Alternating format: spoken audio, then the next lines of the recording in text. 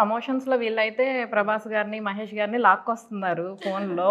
మరి నిజంగానే ట్రైలర్ రిలీజ్కి ఎవరన్నా పిలుస్తున్నారా లేదంటే నార్మల్గా రిలీజ్ చేసేస్తున్నారా? నరేష్ గారు ఎవరు పిలుస్తున్నారు? అలాగే లాక్కొద్దు. Hello hello. ఈ సర్జికల్ స్ట్రైక్ అండి, anything could happen. It's surgical strike on 19th. So దాని ముందు ఏమైనా కావచ్చు అంటే ఎవరైనా రావచ్చు.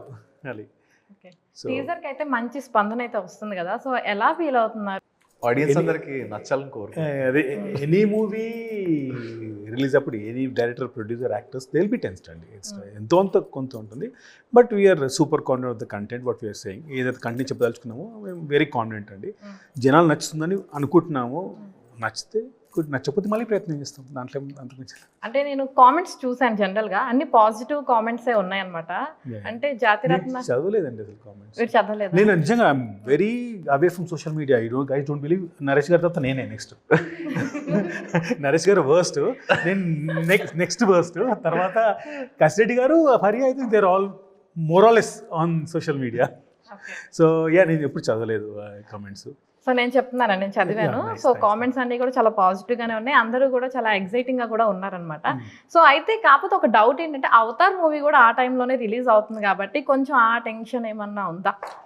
లేదండి, నిన్న కూడా కొంచెం విజువల్లీ మీరు పోస్టర్ చూస్తే అర్థం అవుతుంది, పోటీగానే ఉంటుంది. అవతారికి స్కెల్టన్స్ అవన్నీ ఉన్నాయి, బట్ దాచాము. ఆ టైంకి జస్ట్ షో అవతార్ మీద వచ్చారు. ఆల్రెడీ చెప్పాను యాక్చువల్ మురళి గారికి ఏంటి అవతార్తో అంటే ఏముంది అని అన్నారు ఆయన సింపుల్ గా. అవతార్ ఈజ్ అఫ్ కోర్స్ ఆ బ్రాండ్ అందరికి తెలిసిందే, దాని గురించి మళ్ళీ మాట్లాడుకోవాల్సిన అవసరం లేదు.